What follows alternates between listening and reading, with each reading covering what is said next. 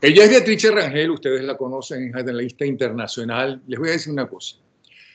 Hace ya 4 o 5 días, hablando de lo que está sucediendo en estos momentos y desde la tarde de ayer, de la entrada de los tanqueros iraníes al mar territorial venezolano, ella ya estaba diciendo no va a pasar absolutamente nada, porque y explicaba las razones de que no entendía, porque mucha gente entendió mal el lenguaje de Trump y de su gente, que nunca habían dicho que iban a parar a esos tanqueros de gasolina.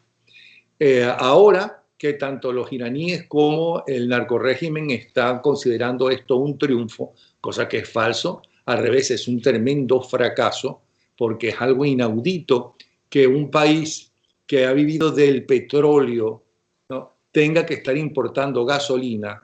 Mayor fracaso que ese no existe. ¿Qué otro fracaso hay?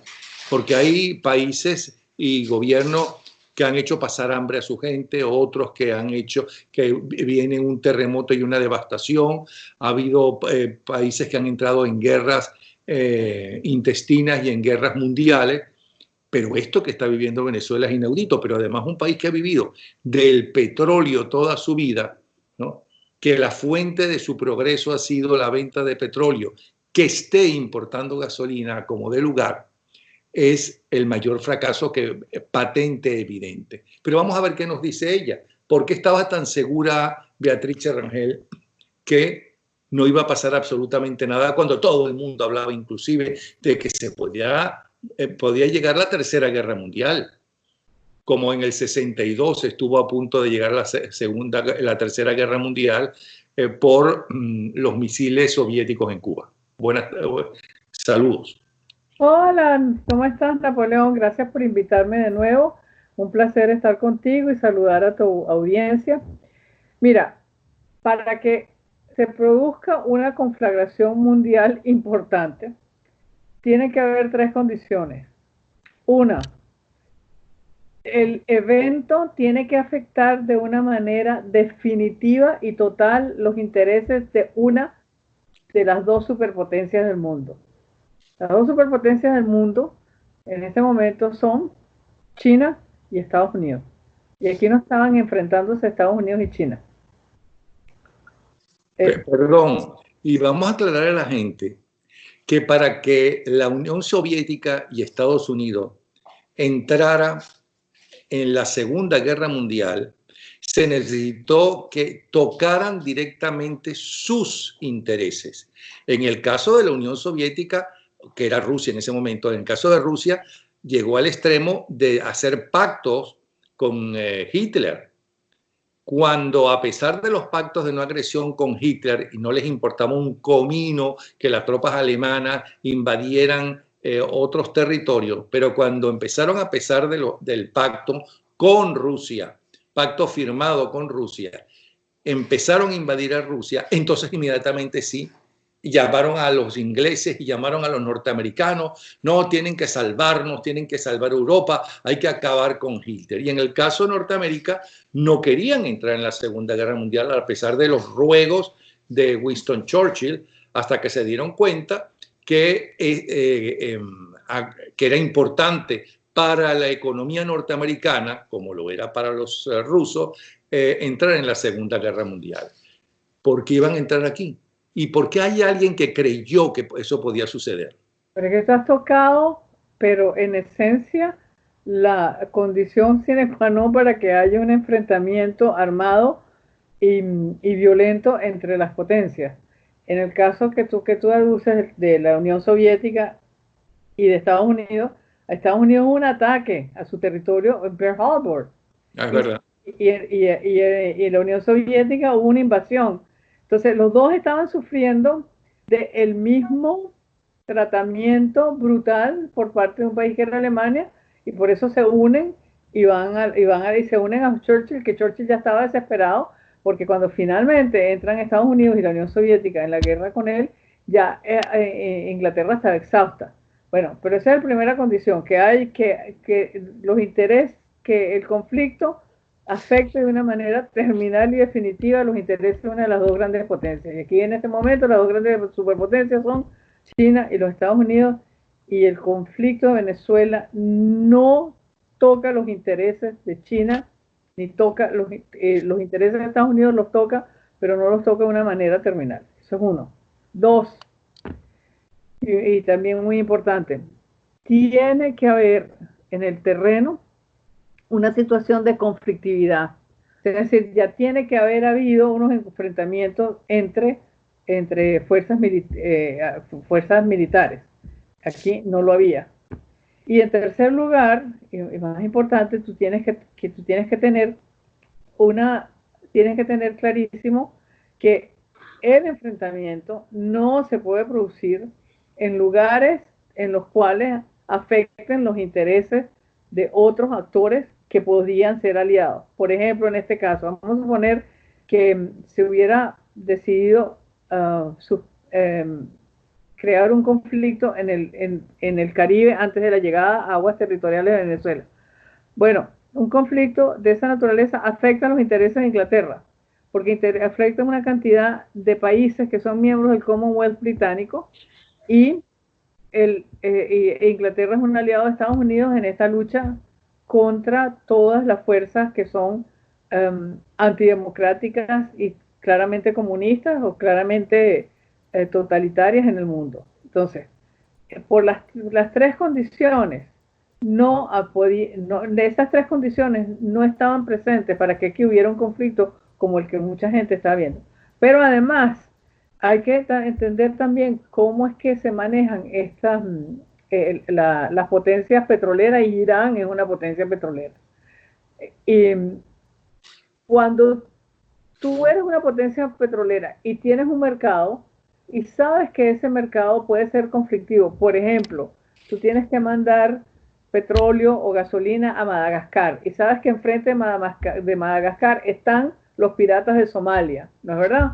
Bueno, tú no usas tu propia flota, tú alquilas unos tanqueros que tienen una bandera distinta a la tuya para poder transportar eso, porque si pasa algo, te estás cubierto por unos seguros internacionales que te restituyen la pérdida. Y esta era una de esas, era una de esas transacciones complejas. Desde luego, Irán había sido pagado por Venezuela porque hay pruebas de que Venezuela pagó por esa gasolina. Pero el envío de esa gasolina y la entrega de esa gasolina podía estar sujeto a cualquier inconveniente a lo largo de la ruta, y por lo tanto se está usando unos tanqueros de otra bandera. ¿Cuál es la bandera normalmente cuáles son las banderas que usan todos estos tanqueros que uno alquila? O son panameñas o son liberianas.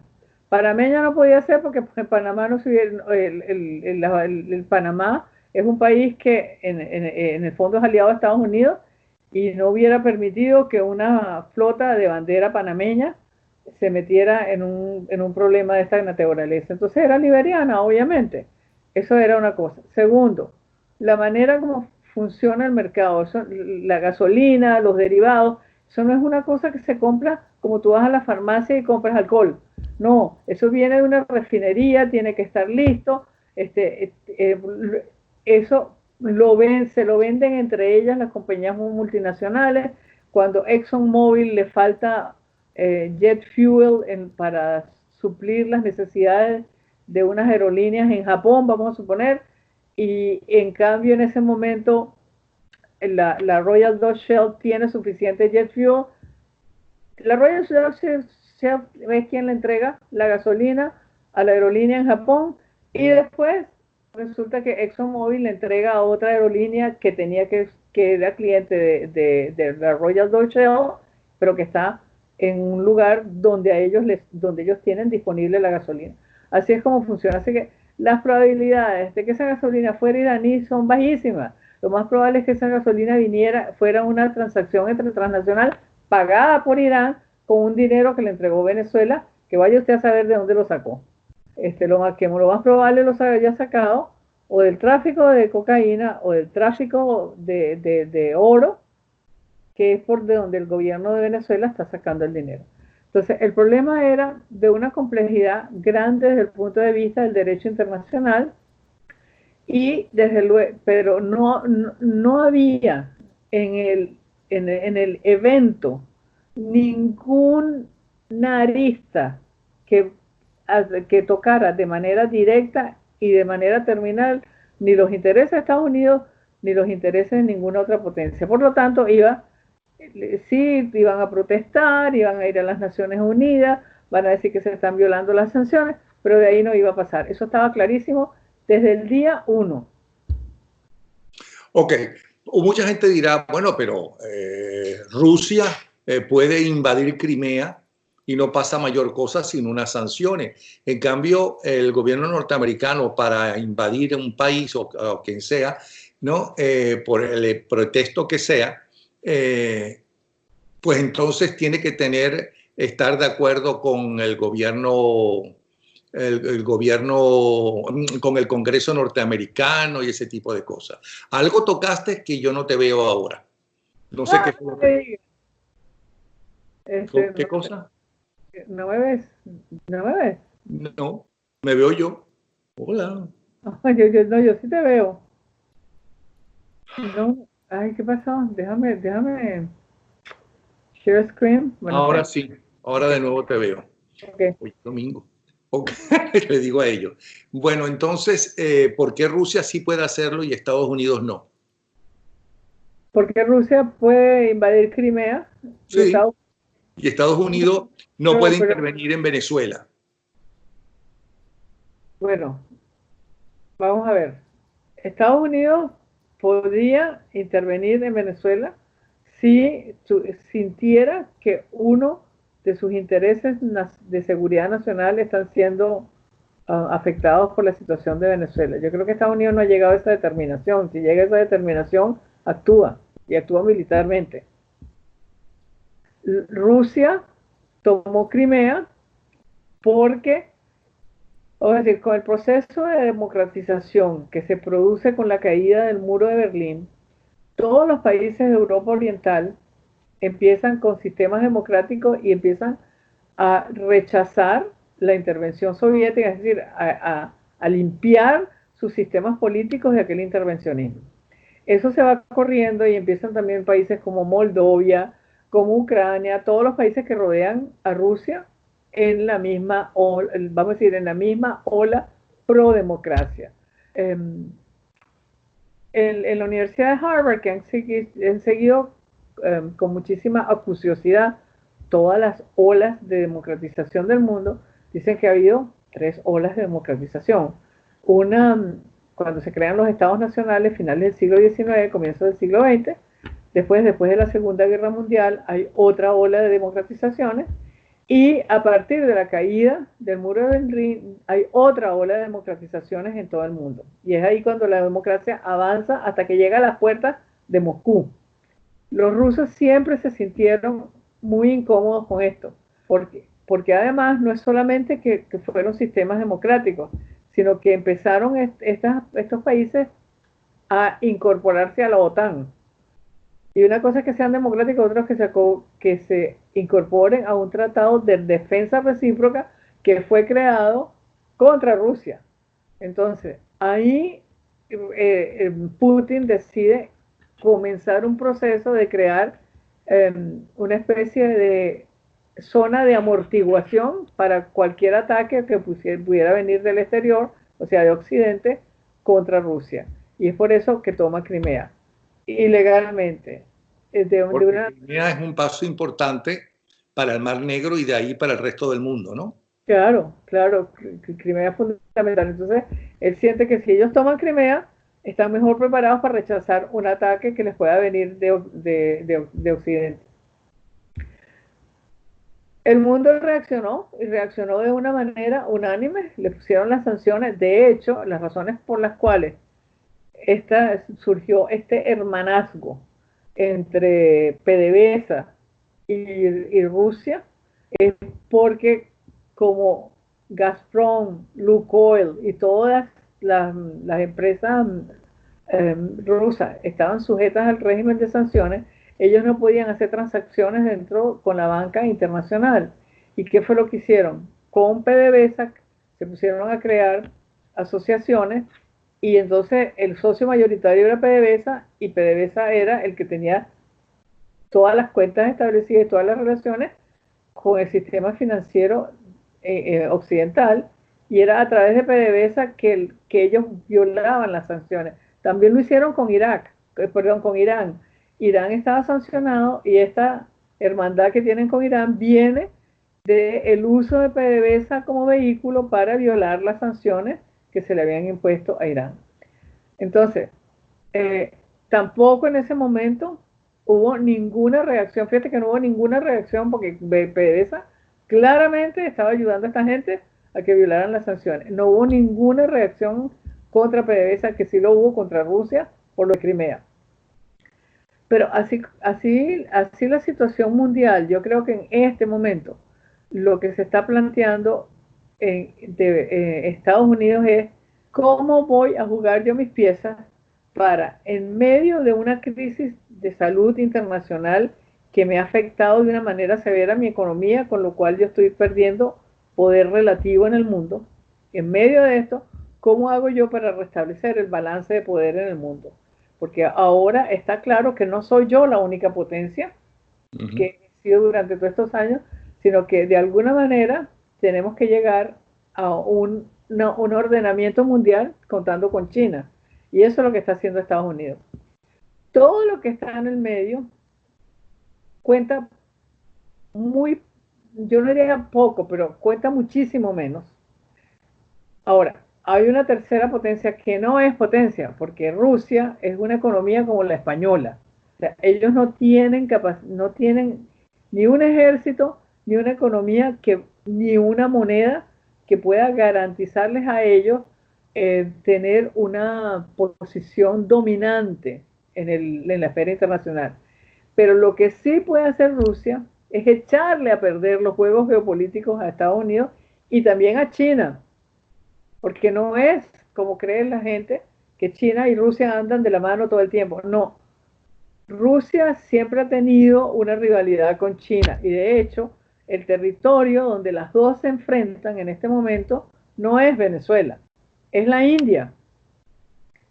Las dos quieren garantizar tener mayor influencia, inclusive que Estados Unidos en la India, porque la India va a ser una de las nuevas potencias económicas del mundo.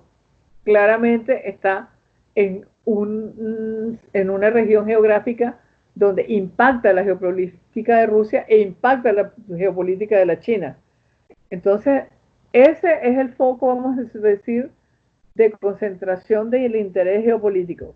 Pero Rusia sabe que Estados Unidos, por ejemplo, quiere un cambio de régimen en Venezuela. Y dice, yo voy a hacer todo lo posible porque no lo logre y porque tenga que negociar conmigo. ¿Y qué va a negociar?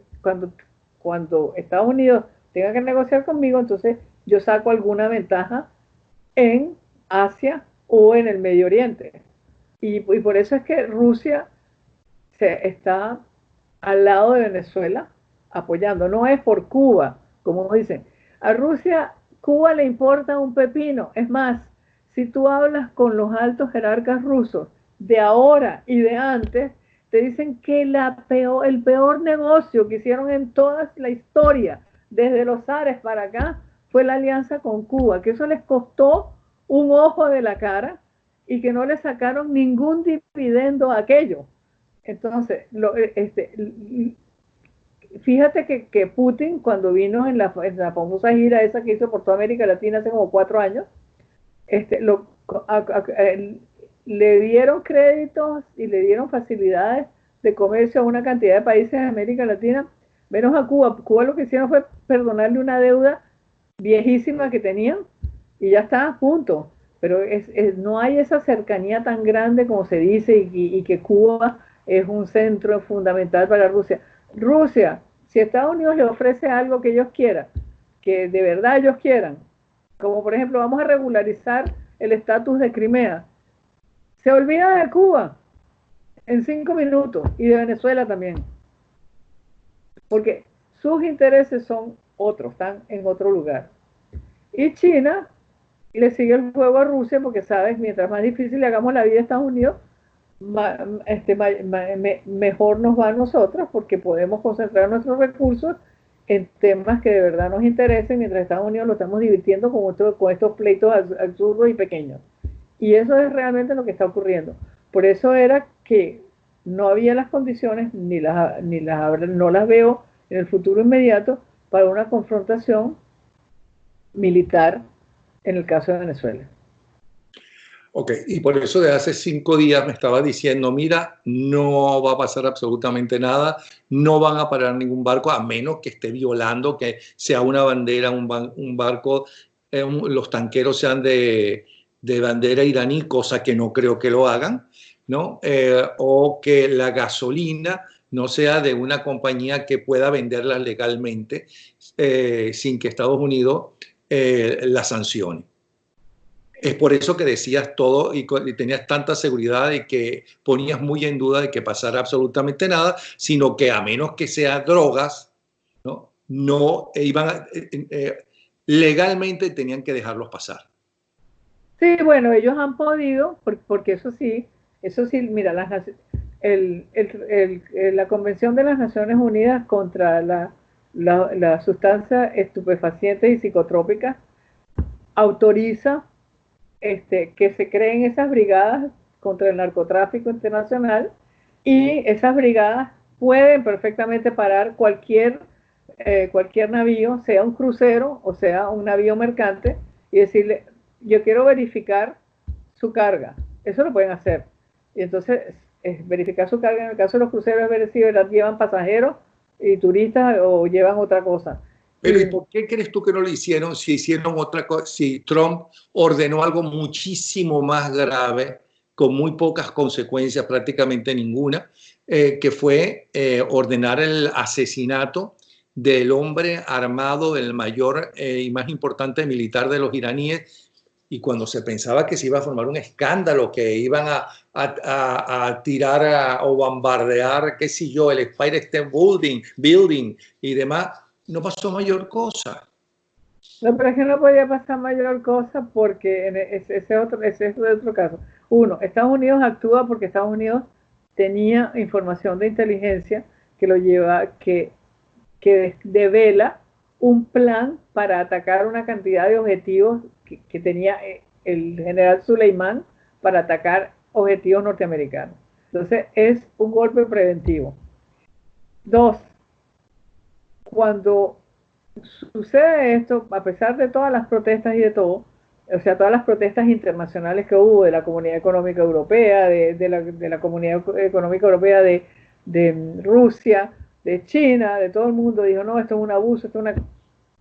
A pesar de todas esas protestas, Estados Unidos estaba seguro que ninguno de esos países iba a aliarse, a crear una alianza para contraatacarlo. Lo sabía divinamente bien. ¿Por qué lo sabía? Bueno, porque en primer lugar, no tiene capacidad para llevar a cabo un enfrentamiento con los Estados Unidos en ningún teatro del mundo. No tiene capacidad financiera y no tiene capacidad militar. Tiene capacidad para distraer a Estados Unidos, pero no para enfrentarlo. Entonces, eso era una seguridad. Los iraníes tampoco pueden, sí pueden decir que hay un Fatma y que vamos a matarlos y vamos a atacarlos en todas partes, en donde haya cualquier americano, pero ajá, tú tienes que tener para eso todo una red, tienes que tener un conjunto de recursos. Los iraníes no los tienen, los iraníes tienen muy buena red con las organizaciones terroristas del Medio Oriente. Creo que tienen súper cubierto el Medio Oriente, pero pare de contar, una de las razones por de la alianza con el régimen de Venezuela era para poder cubrir mejor América Latina, porque no tenían inteligencia de ningún tipo en América Latina, ni tenían recursos de inteligencia ni recursos de poder desplegados en América Latina. Y usaron a Venezuela como una puerta y esa alianza sigue. Entonces, no habían, Europa, por supuesto, lo que quiso fue mediar y decir, no queremos que esto escale. Entonces, a pesar de las protestas, lo que trataron fue de calmar los ánimos. ¿Por qué? Porque una conflagración los va a afectar a ellos directamente. Entonces, no había interés de Rusia. No había Bueno, y interés además Irán tiene problemas con todo el resto del mundo. Es decir, a los europeos tampoco les interesa apoyar a Irán para nada, ni a los rusos ni a los chinos, sino para cosas muy puntuales donde Mira, ellos puedan salir favorecidos, es decir, los chinos, los rusos, los europeos. bueno, pero los europeos tienen, primero y principal no podemos hablar de todos los europeos, porque hay diferentes, esas naciones tienen diferentes marcos, cuadros geopolíticos. Por ejemplo, hay un grupo de países que depende completamente del gas ruso. El día que Rusia se ponga muy furada y diga cierro el gas, al otro día no tienen con qué calentar darle calefacción a los hogares, no tienen con qué mover algunos de los vehículos que son mucho a gas por consideraciones ambientales. O sea, se les para una parte sustancial de la economía. Eso es uno. Después hay otro conjunto de países de Europa que están muy lejanos del teatro del Medio Oriente y no los afecta tantísimo, pero los que están más cercanos no quieren que haya un conflicto. O sea, países como Italia, por ejemplo, países como lo que antes fueron los países, la antigua Yugoslavia, que ahora son Montenegro, Eslovaquia, Eslovenia, no sé qué, una cantidad de países. Entonces, a esos países no les interesa para nada un conflicto, porque además, y Hungría tampoco, ninguno de los países, porque ellos son la frontera con el Medio Oriente. Entonces, en el momento que hay un lío en el Medio Oriente, tienen el problema de los refugiados, tienen el problema de las parálisis económicas que vienen con los conflictos bélicos. Entonces, ¿para qué van a ellos dejar o apoyar un conflicto? No, ellos lo que quieren es que no haya conflicto en el Medio Oriente, todos esos países. Después tienes, por ejemplo, España y Portugal, que están muchísimo más relacionados con América Latina que con el resto de Europa o con Asia o con el Medio Oriente. Y finalmente tienes a Italia, que está muy relacionada con China.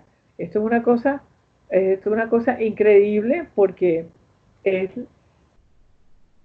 la renovación de un vínculo que se suspendió en el siglo XIII. O sea, China e Italia, que en ese momento no era Italia, era Venecia, fueron los puntos fundamentales de una cosa que se llamó la Ruta de la Seda, que empezaba en China y terminaba en Venecia, y había en el medio 10 ciudades oasis, entre las cuales estaba Samarcanda, estaba Teherán, por ejemplo, también estaba Istambul.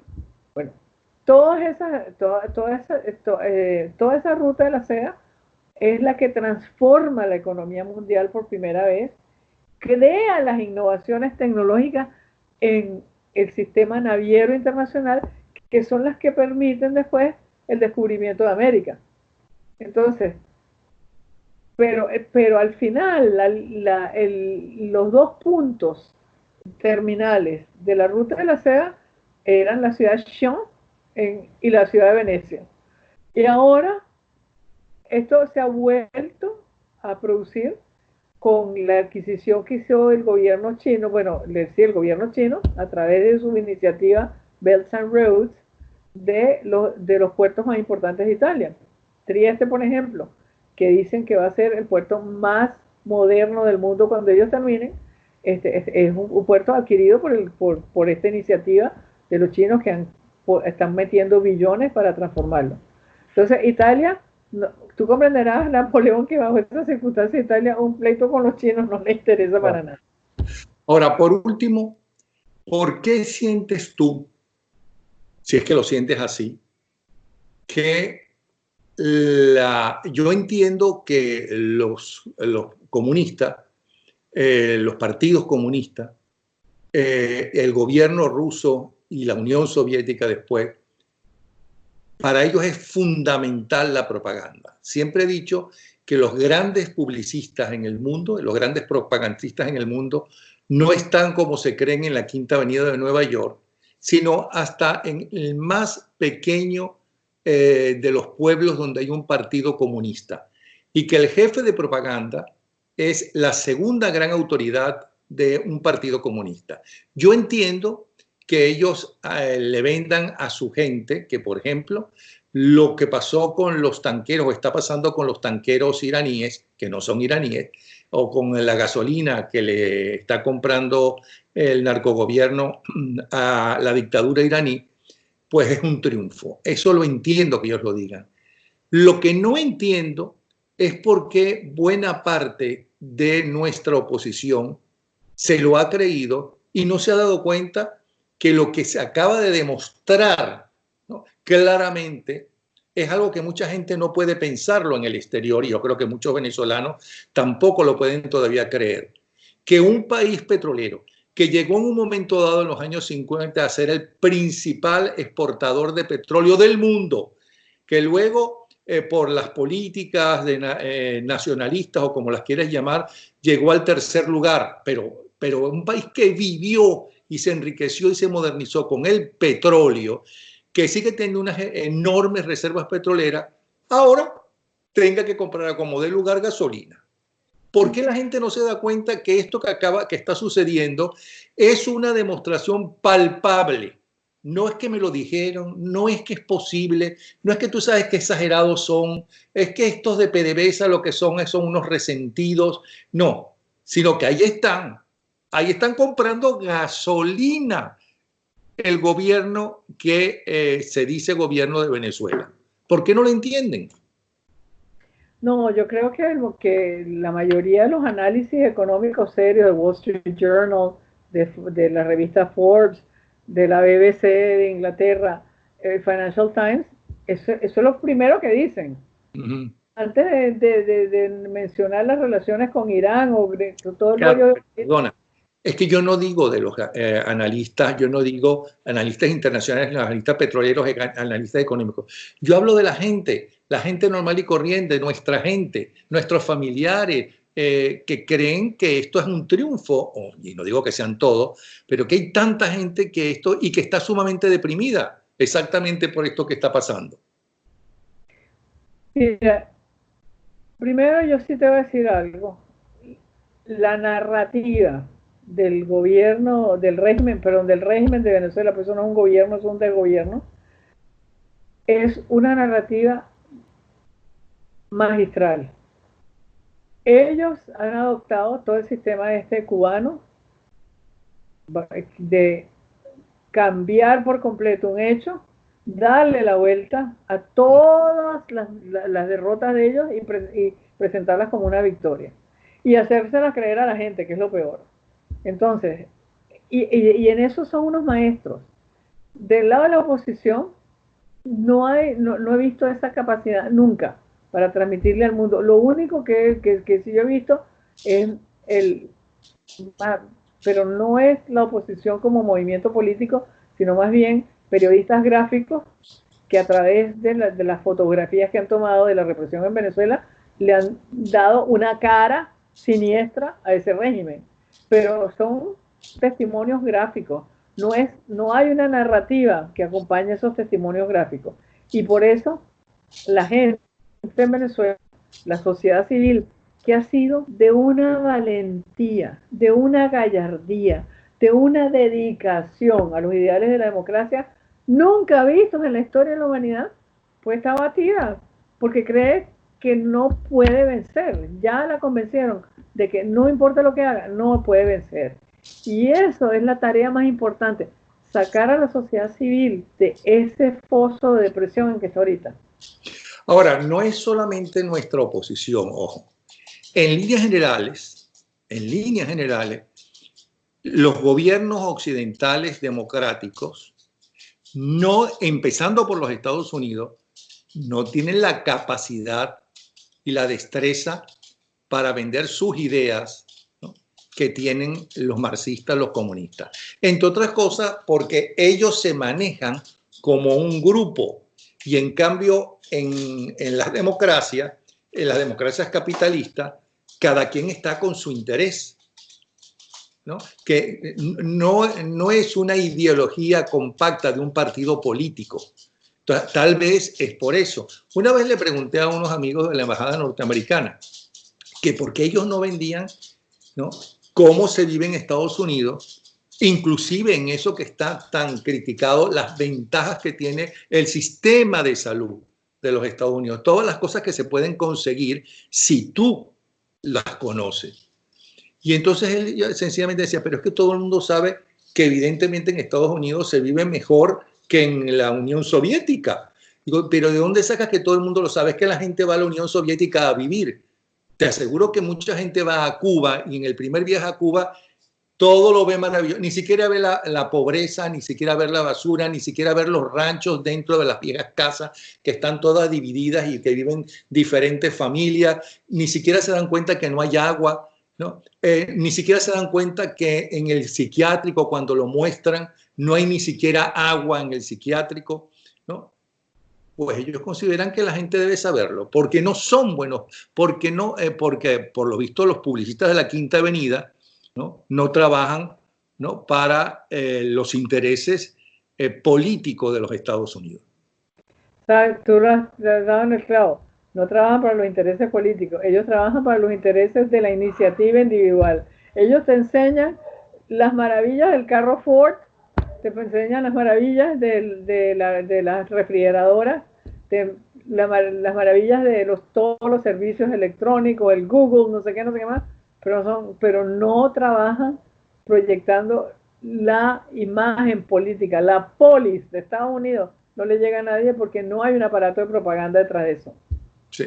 Bueno, Beatrice, muchísimas gracias y estoy seguro que a la gente le interesó muchísimo esta explicación y que has dado un aliento a las personas, ¿no?, y que les has abierto los ojos a más de una persona que pueda estar deprimida, creyendo que todo iba a reverdecer en estos días. No, pero una cosa importante es, uno, que los venezolanos no sigan creyendo que van a venir soluciones del exterior. Las soluciones las tienen ellos. Dos, que el protagonismo lo tiene que tener la sociedad civil. Y tres, que tenemos que trabajar alrededor de esos héroes de la sociedad civil. Es más, esta crisis ha generado una cantidad de héroes anónimos. Los maestros que se están llevando a los niños a su casa, porque si no los niños no comen. Los médicos que sin tener los elementos mínimos se quedan hasta que el paciente se muere con el paciente. Los señores camioneros que han ayudado a llevar agua de manera gratuita a las vecindades. Esos son los héroes anónimos que están resistiendo en Venezuela y son esa gente la que va, yo estoy segura que de esa gente que va a salir la solución. Exactamente. Muchísimas gracias y un abrazo. Beatrice Rangel, analista internacional.